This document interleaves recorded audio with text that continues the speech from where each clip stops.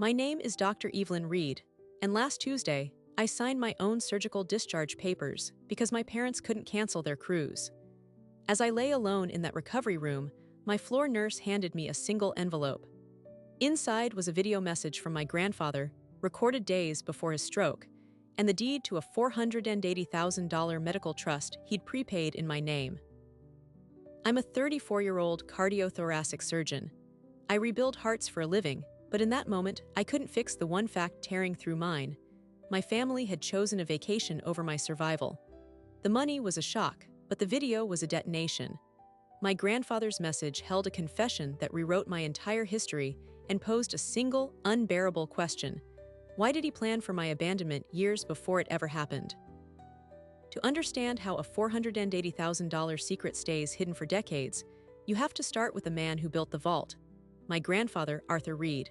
He was an aerospace engineer, a man who believed every system, including a family, needed a backup plan. He died from a massive stroke 7 years ago. But 3 days before that stroke, he walked into his lawyer's office, recorded a message on an old digital camcorder, and funded an irrevocable medical trust. The beneficiary wasn't his son, my father. It was me, his 27-year-old granddaughter, who was, at that very moment, in her second year of surgical residency, completely unaware. My parents, Robert and Linda, are the reason you plan a backup system. They live in a world of appearances. Dad sells luxury cars. Mom runs a successful interior design blog. Their life is a curated gallery of perfect moments. My successful career as a surgeon fit the gallery. My vulnerability did not. The scheduled surgery was a mitral valve repair, a major thoracic procedure. I'd be in the hospital for 5 days, then require at-home care for at least 2 weeks. You cannot drive, lift more than 5 pounds, or even shower alone for the first week. The surgical consent form literally has a line that asks, "Who will be your primary caregiver upon discharge?" I wrote my mother's name. Their Alaskan cruise was booked a year in advance, non-refundable premium suite. When I got my surgical date, a conflict with their final payment window, my father sighed over the phone. "Evelyn, be reasonable. The penalty is $15,000. We'll send a nice fruit basket." My mother texted, "We've already posted the packing previews to the blog, sweetie. The audience expects the content." That was the word she used, content. My recovery was competing with content. So I prepared to recover alone. I pre-cooked and froze 2 weeks of meals. I hired a college student for $100 a day to come help me shower and change my bandages. I set up a medication schedule on my phone. I am a chief resident. I manage codes. I run trauma bays. I told myself this was just another clinical protocol. My own. The arrogance of that thought would haunt me. The surgery was textbook, but waking up alone in the post-anesthesia care unit, the nausea swimming through me, no familiar hand to hold, that's when the first crack appeared. By day 3, an infection spiked my fever. I was shaking, drowning in the hospital sheets. The nurse, Clara, a woman in her 50s with kind eyes and a no-nonsense demeanor, checked my chart and saw the blank space under family contact. She brought me extra ice chips herself. She is the one who, on my discharge day, pressed the envelope into my hand. "Your grandfather left this with his attorney," she said quietly. "Instructions were to give it to you if you were ever admitted under your own power, without family present." She looked at the empty visitor's chair. "I'd say that qualifies." Back in my silent apartment, propped up on pillows, I opened it.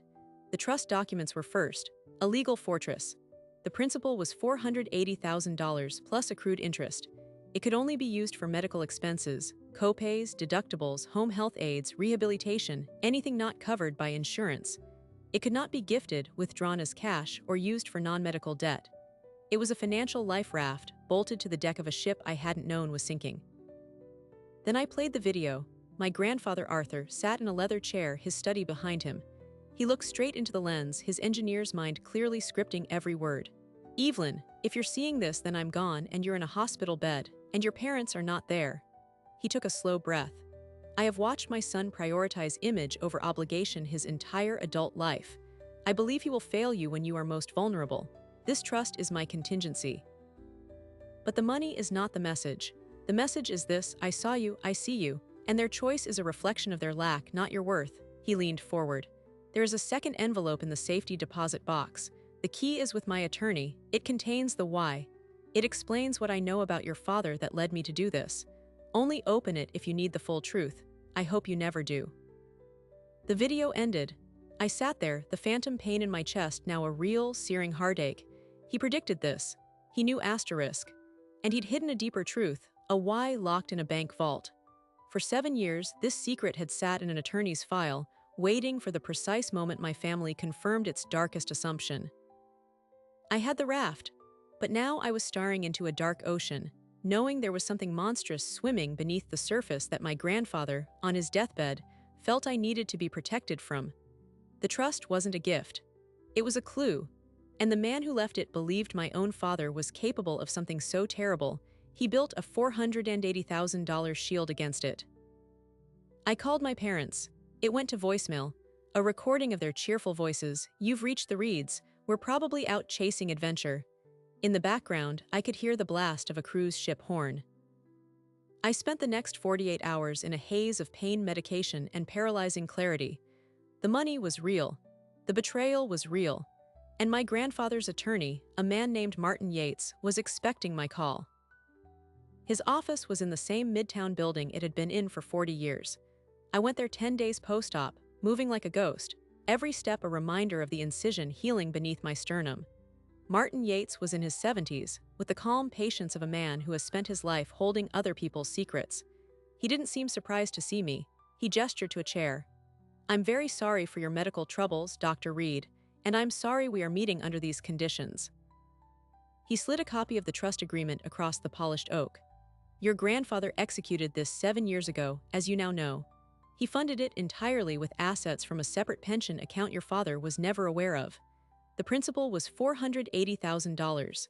With conservative growth, the current value is $527,418.16.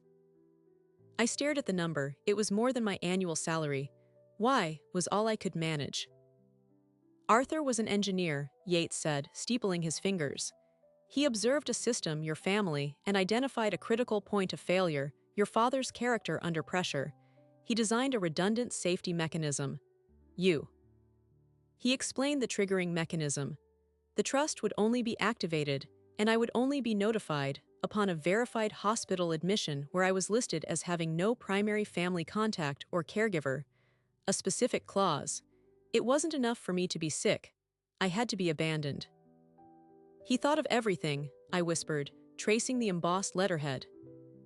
He did, Yates agreed, which is why there is the second matter, the safety deposit box. He produced a small, old-fashioned key from his desk drawer. Arthur left explicit instructions.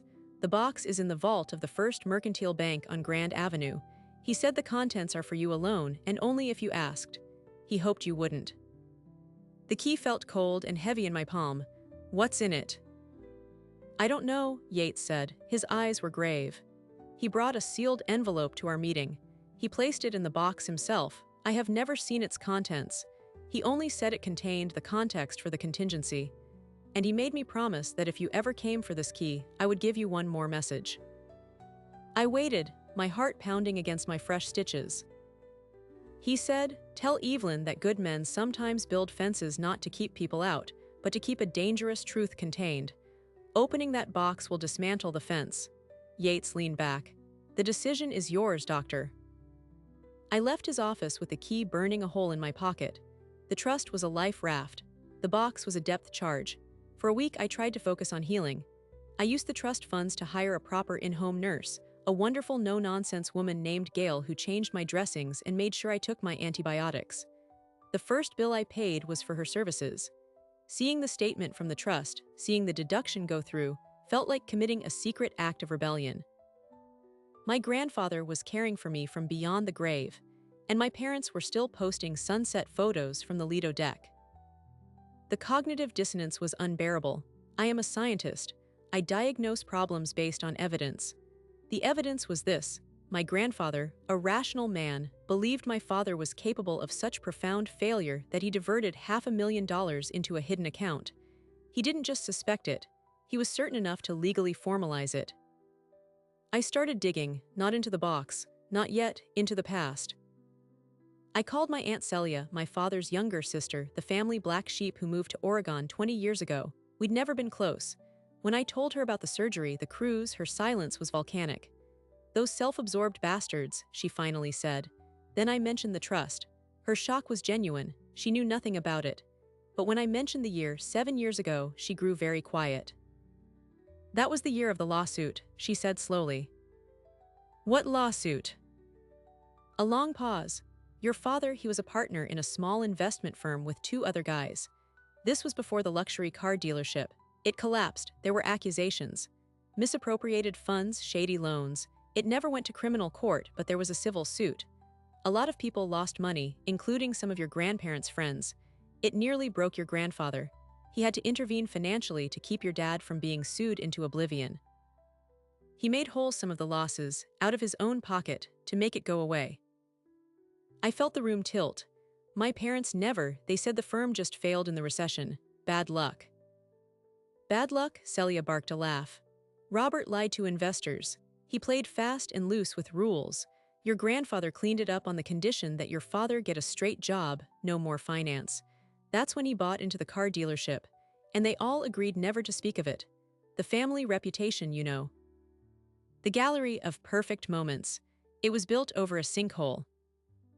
Did my father take money from his own parents?"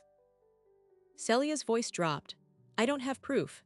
But after the settlement, your grandmother's trust, the one from her father, was suddenly $50,000 lighter. Mom said it was for a medical issue, but there was no medical issue. Your grandfather was furious, but what could he do? Prosecute his own son, so he swallowed it. He must have started planning his own countermeasures then." I hung up, my hands trembling. This was the lack my grandfather spoke of. Not just a lack of care, but a lack of integrity. My father had a history of choosing his own security over the well-being of others. My grandfather had witnessed the pattern. And when he saw his son repeat that pattern with me, prioritizing a cruise, an image, over his daughter's survival, it confirmed his worst fear. The next betrayal wouldn't be financial. It would be mortal, through neglect. The pieces were locking into place, and the picture was ugly. But it was still a picture of my father as a selfish, dishonest man. The kind of man you distrust, not the kind of man you need a $500,000 medical fortress against. The box key sat on my nightstand. My grandfather's warning echoed, a dangerous truth contained. I couldn't stop working the problem. I pulled my own hospital records. I looked at the admission forms. In the chaos of pre-op, I'd listed my mother as my emergency contact and next of kin. But when the discharge planner had circled back to confirm post-acute care, the note in the chart read, "Patient states family contact unavailable due to travel. Arranging private paid care." That was the trigger, that specific phrase, unavailable due to travel. My grandfather had anticipated the exact language of abandonment. The scale of his foresight was terrifying. This wasn't a sentimental gesture. It was a forensic analysis of family pathology, followed by a surgical intervention. 2 days later, my parents returned. My mother's first text was a photo of their luggage and a smiley face. "We're back, so exhausted. Can't wait to hear all about your procedure, sweetie. Let's do lunch next week." The casual cruelty of it stole my breath. Next week. I was 3 weeks out from having my chest cracked open. I typed and deleted 3 responses.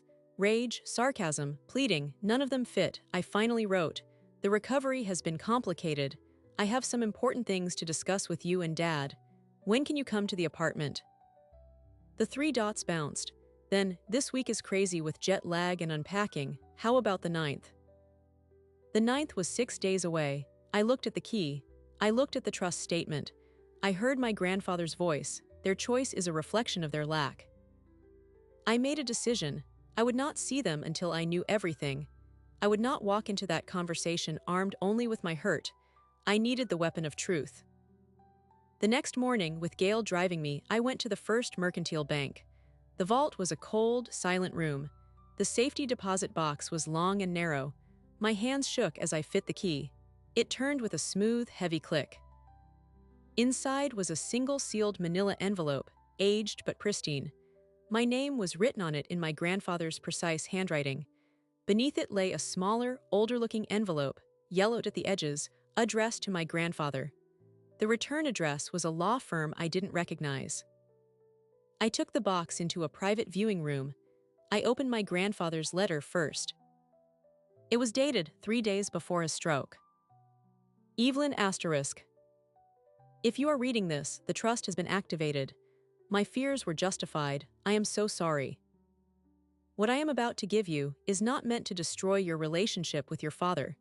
It is meant to explain why I felt compelled to protect you from its potential failure. A man's past is the most reliable predictor of his future.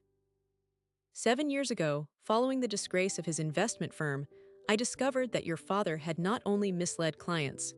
He had, in his desperation, committed an act of medical fraud. He falsified insurance documents to secure a loan, using a fictional chronic illness of mine as collateral. When the lender investigated, it was I who was nearly accused of fraud. I cleared my name, but the incident revealed a capacity in him I had not wanted to see. A willingness to endanger the health and security of his own family for financial gain. The enclosed letter is from my physician at the time, confirming the falsification. I kept it as proof, not for the authorities, but for my own understanding. I realized then that if he could exploit the perception of my medical vulnerability, he might one day exploit yours, especially if your medical needs ever became an inconvenience or a financial liability to him. The trust is not a gift. It is an emancipation. It is a guarantee that your health will never be a bargaining chip in his world of appearances and debts. You are a brilliant, compassionate healer. The world needs you whole. I could not leave your wholeness to his mercy. Forgive an old man for his lack of faith in his own son, and forgive me for burdening you with this knowledge. Use it only to protect yourself. With all my love asterisk. Grandad asterisk. The words swam on the page: medical fraud, falsified insurance, using his own father's imagined sickness as a tool for a loan. My hands were ice. I opened the second, older letter. It was on a doctor's letterhead. It stated, in clear clinical language, that the physician was writing to confirm that Arthur Reed had never been diagnosed with or treated for the rare neurological disorder listed on the loan application documents submitted by his son, Robert Reed. It was a flat, professional refutation of a lie. I sat in that sterile room, the hum of the vault's climate control the only sound. The final piece of the engine slid into place. My grandfather's contingency plan wasn't just about neglect. It was about active predation. He believed my father, when cornered by financial pressure or social inconvenience, would see my health not as a sacred trust, but as a line item. A liability to be managed, or worse, exploited. The cruise wasn't just a choice. It was a data point in a 7-year-old prediction, and my grandfather's model had just been proven correct. I had the truth. It was more devastating than I'd imagined. Now I had to decide what to do with it. I had 6 days until my parents would sit on my sofa, expecting to talk about my procedure, unaware that I was holding a document that could detonate the foundation of our family. But before that could happen, the universe, as it often does, decided to force my hand. My phone rang as Gail drove me home from the bank. It was my department chair. "Evelyn, we need to talk. There's an issue with your professional liability insurance renewal. A flag has been raised." A cold dread, different from the surgical pain, settled in my gut. A surgeon's malpractice insurance is their license to operate. A problem there is existential. I went straight to the hospital, moving through the back corridors I knew so well, feeling like a ghost in my own kingdom. In his office, Dr. Abrams looked uncomfortable. "The insurer received an anonymous tip," he said, avoiding my eyes. "They claim you have an undisclosed, pre-existing cardiac condition that you concealed on your application, that it constitutes fraud. They've put a hold on your policy pending investigation." I stared at him. "My mitral valve repair, that's the pre-existing condition. It was degenerative. It developed this year. It's documented in my own charts in this hospital. I'm the patient." "I know," Abrams said, holding up a hand. "I've already sent them the records. But Evelyn, the tip was specific. It cited a family history of concealed cardiac pathology and mentioned your grandfather. It said you were a genetic risk you knowingly hid." The room seemed to shrink. My grandfather, the fraudulent loan. Someone had taken the kernel of his old, falsified illness and weaponized it against me. There was only one person who knew both details: the fraud and my recent surgery. My father. This wasn't neglect, this was sabotage. How long? My voice was flat. A week, maybe two. You can't operate until it's cleared. I've put you on administrative leave with pay, it's protocol. He looked genuinely pained. I'm sorry, who would do this? I knew with a certainty that turned my blood to ice. My father saw my career as an extension of his gallery, a chief resident, soon to be attending cardiothoracic surgeon. But a sick surgeon, a surgeon accused of fraud, that would tarnish the image. Maybe he thought forcing me out of medicine, making me dependent, would bring me back under his control. Or maybe it was simpler, he'd learned about the trust. I called Martin Yates, the attorney from the parking garage, my voice shaking with rage. Could my father have found out about the trust? Yates was silent for a moment. The bank statements go to a dedicated P.O. box, but the trust is a legal entity. If someone was digging into your assets or your grandfather's estate filings, they might see a shadow, an inquiry. Why? He's coming after my medical license. I explained the insurance hold. Yates let out a low whistle. That's not neglect, Dr. Reed. That's an attack. He's using the very vulnerability your grandfather feared, your medical status, as a weapon. This changes the game. What do I do? You have the evidence of his past fraud, the physician's letter. You could go nuclear. Expose him to the insurance company, show them the source of the lie, but it would be a public family detonation. I ended the call, leaning against the car. The sun was too bright. My father wasn't just failing me, he was actively trying to break me. My grandfather's fence wasn't just dismantled, it was being used as lumber to build my gallows. I didn't get 6 days, I got 36 hours. They showed up at my apartment that evening, unannounced. I saw them through the peephole, my mother perfectly coiffed, holding a designer gift bag, my father in a crisp polo shirt, jaw set, the curated image arriving at the scene of the crime. Gail looked at me, concerned. You want me to tell them you're sleeping? No, I said, my voice surprisingly steady. It's time. Could you please wait in the other room? I opened the door. Evelyn, sweetheart, my mother breezed in, air kissing my cheek. You look tired. We just couldn't wait. We brought you goodies from the cruise. She began unpacking the bag, a silk scarf, fancy chocolates. My father stood in the middle of my living room, surveying it like a property. His eyes landed on the stack of medical bills on my desk, the physical therapy schedule. Heard you had a rough go. Should have had someone here. His tone was accusatory, as if my solitary recovery was my own poor planning. I did have someone, I said quietly, sitting down slowly. I hired help. With what? He chuckled without humor. Your residence salary. And there it was, the opening. Actually, I said, meeting his eyes, I used the medical trust Granddad left me, the one worth $527,000. The room froze. The silk scarf slipped from my mother's hands. My father's face went through a terrifyingly rapid sequence, confusion, recognition, dawning horror, then fury. What trust? My mother whispered. The one Arthur set up for me 7 years ago, the one that activates if I'm ever hospitalized without family support. He predicted this.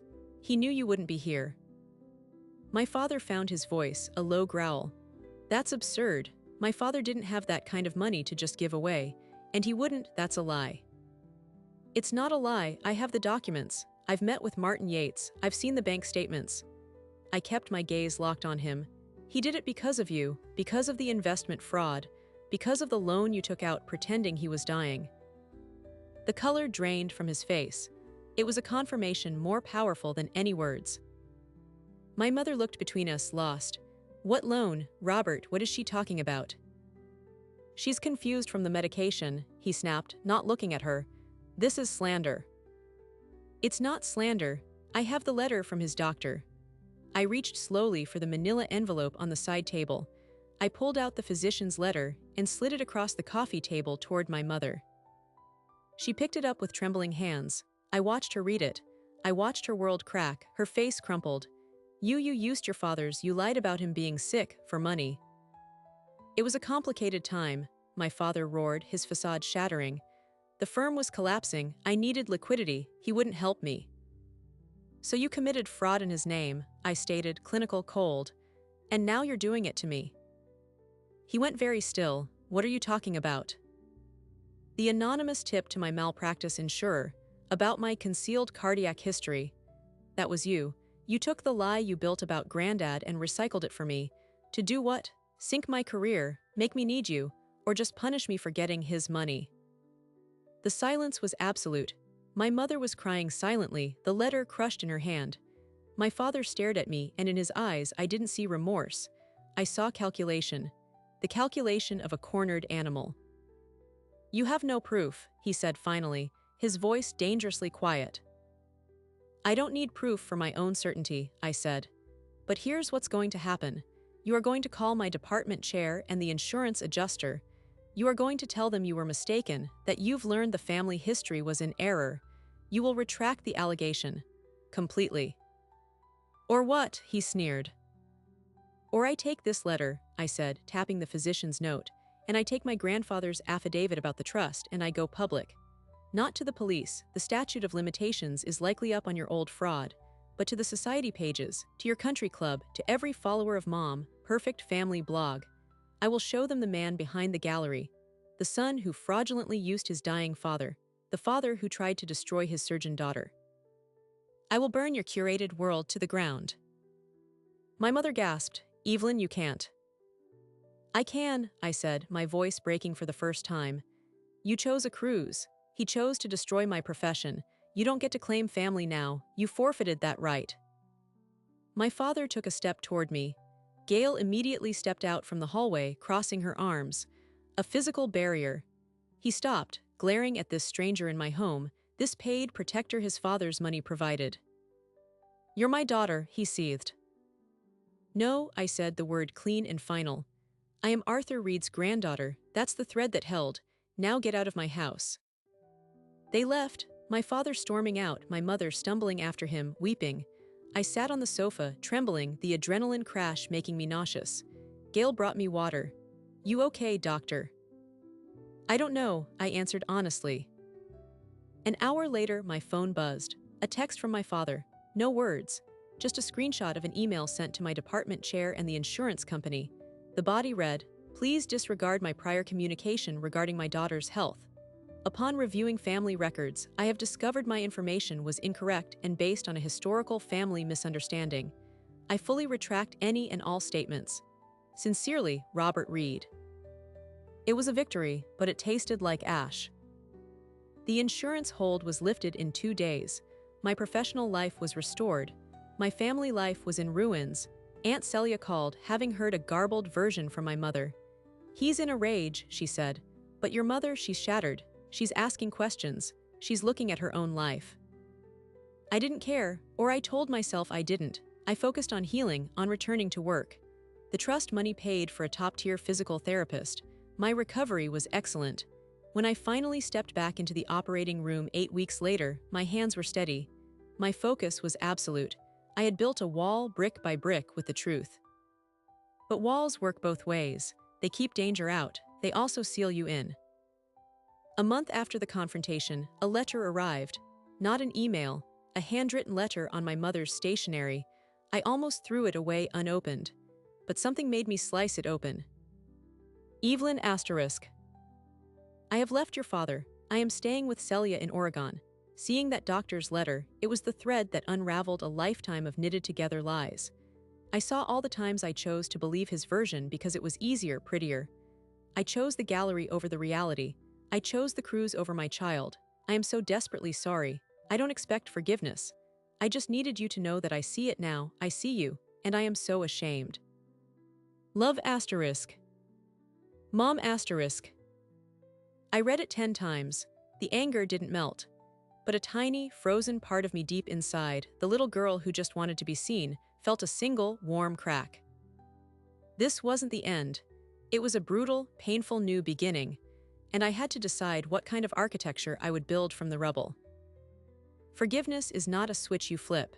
It's a bridge you build, plank by shaky plank, over a canyon of hurt, and I wasn't sure I had the lumber or the will to build too.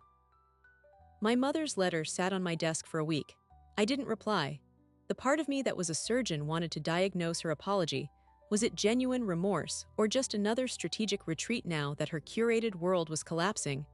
But the part of me that was a granddaughter kept hearing Arthur's voice. Their choice is a reflection of their lack. My mother was finally confronting her lack of courage.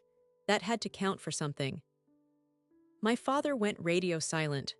According to Aunt Celia, he was living in the house alone, telling anyone who would listen that he was the victim of a vindictive daughter and a hysterical wife. The gallery was closed, but he was still giving private tour to an audience of one, himself. I threw myself back into work. The first surgery I performed after my return was a complex aortic dissection on a 40-year-old teacher. As I stood at the table, my hands steady, the beep of the heart-lung machine a familiar metronome, I felt a profound sense of clarity. This was my architecture. This was the structure I built with my own hands, my own mind. It could not be taken from me. A month after my return, I received a formal letter from the hospital's legal department. My father, through an attorney, was making an inquiry about the validity and provenance of the medical trust. He was questioning my grandfather's mental competence at the time of its creation and suggesting undue influence. It was a legal fishing expedition, a weak attempt to threaten the money that symbolized his own father's condemnation. I forwarded it to Martin Yates. His response was a single line: "The trust is an ironclad fortress. He's throwing pebbles at a battleship." Yates sent a cease and desist letter. The inquiry stopped. The pebbles fell into silence. But the attack, however feeble, was the final data point I needed. My father's pattern was immutable. When confronted, he didn't reflect. He retaliated. He would never change. That knowledge, as painful as it was, became a kind of freedom. I stopped waiting for an apology that would never come. I stopped hopping for a father who didn't exist. I mourned him, and then I closed the file. With my mother, it was more complicated. After 3 weeks of silence, I sent a short email, not about forgiveness, about logistics. "Thank you for your letter. I am focusing on my recovery and my work. I am not ready for a conversation, but I am willing to receive further communication in writing if you feel the need." It was a boundary, but it was a door cracked open an inch. She wrote back the same day, a long, rambling email full of regret and self-recrimination. She was in therapy. She was seeing for the first time how she had enabled my father's behavior for decades. She was reading books about narcissistic family systems. She included no excuses. She asked for nothing. She just witnessed her own failure, and she kept writing. Every few days, another email, sometimes about her therapy. Sometimes a memory of me as a child, a real one, not a curated photo that she now saw through a lens of shame. "I remember you winning the science fair. I was so proud, but I didn't say it because your father said it would make Monica feel bad. I prioritized her fragile ego over your accomplishment. I am so sorry." Her emails became a chronicle of her awakening. They were messy, painful, and utterly real. I didn't respond to most of them, but I read every word. Meanwhile, the trust money sat in its account. Using it for my own nurse and therapist had felt necessary, but letting it just sit there felt wrong. My grandfather didn't give me this money to become a secret millionaire. He gave it to me to ensure my medical safety, and by extension, my ability to heal others. One afternoon, I called the hospital's charitable foundation. I set up a grant, the Arthur Reed Medical Safety Net. It would use the interest from the trust to cover out-of-pocket medical expenses, deductibles, copays, home health aides for patients in our cardiothoracic unit who had no family support system. Patients who, like me, were facing the cliff edge of recovery alone. The principle would remain untouched, growing, ensuring the fund would exist in perpetuity. My grandfather's contingency plan would become a legacy that reached far beyond his own bloodline. The day the fund was officially established, I felt a peace I hadn't known in years. I had taken his protective love and multiplied it. I had turned a shield into a sanctuary for others. 6 months after the surgery, my mother asked via email if she could visit. Not at my home, in a public place, for 15 minutes. I chose a park bench near the hospital. It was a bright, cold autumn day. She looked older. The perfect blonde highlights were growing out, showing gray at the roots. She wore simple jeans and a sweater, not a designer outfit. She sat down carefully, as if afraid the bench might break. "Thank you for seeing me," she said, her voice small. 15 minutes, I said gently but firmly. She nodded. She didn't try to hug me. She just looked at her hands. I am working very hard to become a person who doesn't deserve your anger, she said. I know I may never get there, but I wanted you to see me trying. We talked about nothing consequential. The weather, a book she was reading. She asked about my work and listened intently to my answer. When 15 minutes were up, she stood. I would like to do this again if you're willing. Same terms, no pressure. She handed me a small paper bag. It's not a cruise souvenir. It's the lemon poppy seed muffins you loved when you were 10. I remembered. She walked away. I sat on the bench for a long time, the bag of muffins in my lap. They were probably terrible, but she remembered. That was the new pattern, a 15-minute visit every 2 weeks. Sometimes in the park, sometimes for a quick coffee. We didn't talk about my father, we didn't relitigate the past. We practiced being two adults in the same space without pretense. It was awkward, it was exhausting, and it was, molecule by molecule, building something new.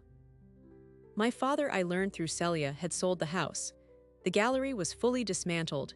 He moved to a condo in Florida. He told people he was retiring early. We all knew he was fleeing the wreckage. I felt nothing, not hatred, not pity, just a hollow, clean absence where his presence in my life used to be. A year to the day after my surgery, I was back in the operating room, leading a team through a heart transplant. My hands were sure, my mind was clear. After the successful procedure, as I was writing post-op orders, my phone buzzed, an email from Martin Yates. The subject line, Final Arthur Reed Matter. My breath caught, I opened it. Dr. Reed, in reviewing the final closure documents for the trust, I discovered a codicil to your grandfather's will that was to be executed separately. He left a letter for your father. Per his instructions, it was to be delivered only upon the triggering of the medical trust. I have sent it. I thought you should know. Regards, Yates. He had written to my father, after everything, I couldn't imagine what it said. A final condemnation, a last plea for decency. I knew I would never ask and my father would never tell. But a week later, Celia called, her voice thick with emotion. Robert called me, he was crying. He wouldn't say what was in the letter, he just kept saying he knew everything and he wrote anyway. She took a shaky breath. I think it broke him, Evelyn, not in the angry way, in the final way. I hung up thinking about the fence my grandfather built. He built it to contain a dangerous truth about his son. But in the end, he didn't just leave me the key to the truth. He left my father the key to his own prison cell. Whether my father would use it to free himself or just sit staring at the lock was a journey I would never be part of. And I was finally, truly at peace with that. Last week my mother came over for dinner. Not for 15 minutes, for dinner, in my home. She helped me chop vegetables. We didn't talk about anything profound. We talked about a movie. She admired my new bookshelf. It was normal. It was staggeringly, beautifully normal. As she was leaving, she paused at the door. I am so proud of the doctor you are, and the woman you've become. I know I have no right to say that, but I am. I didn't say thank you. I didn't say I forgive you. I just nodded, and for now that was enough. The Arthur Reed Medical Safety Net funded its first patient last month. A 68-year-old widower recovering from a triple bypass with no family in the state. The grant paid for a month of daily home health aid visits. His daughter, who flew in from across the country when she learned he was covered, sent a thank you card to the foundation. It read, "You gave us the gift of time and peace in a crisis. You have no idea what that means." But I do. I know exactly what it means. My name is Dr. Evelyn Reed. I am 35 years old. I am a cardiothoracic surgeon. I am my grandfather's legacy. I am my mother's tentative second chance. I am my father's living consequence. And I am, finally, my own architect. The door to the past is closed. The door to the future is mine to open, on my terms, at my pace. And some days, when the light is right and the air is clear, I can feel my grandfather's hand on my shoulder, his engineer's mind finally at rest. His contingency plan worked. Not just the money, the message. I was seen, I am seen, and that has made all the difference. We build families hoping they will be shelters. But sometimes, the most profound shelter is built by someone who saw the storm coming long before the first cloud appeared. My story isn't about a dramatic inheritance. It's about foresight. It's about the quiet, devastating love of a grandfather who looked at his own son and thought, I cannot change his nature, but I can fortify his target. He didn't give me money. He gave me sovereignty, the freedom to heal, to build, to choose, without my medical needs ever being leveraged against me. That's the architecture that matters. Not the walls we inherit, but the foundations we pour for ourselves. My grandfather poured mine with concrete and clarity. I built the rest. If you take anything from this, let it be this: your vulnerability is not a weakness to be exploited. It is a sacred space to be protected. And if the people who should protect it choose not to, your task is not to convince them. Your task is to become the protector you needed. Find your Martin Yates. Find your Gale. Find your Arthur Reed, whether they're in your past or waiting in your future. Build your team. Write your own contingency plan. The world is full of people who will choose the cruise. Your power lies in building a life so resilient, so authentically yours, that their absence becomes a footnote, not the title of your story. I don't know what your version of the envelope is. Maybe it's a skill you need to learn, a savings account you need to open, a difficult truth you need to accept, a boundary you need to draw in permanent ink. My envelope contained a key. Yours might be a conversation, an application, a decision to walk away. Whatever it is, open it, build from it. Thank you for listening to my story. If you've ever felt the ache of that empty chair by your hospital bed, or if you've ever been the unexpected shelter for someone else, tell me in the comments. Share one small way you've chosen to build your own architecture. If you want more stories about resilience, about hidden legacies, and about the quiet strength it takes to heal, make sure you're subscribed. Hit that notification bell, because everyone deserves to know that even in the deepest isolation, you are not alone. You are seen. I'm Dr. Evelyn Reed. Go build something beautiful.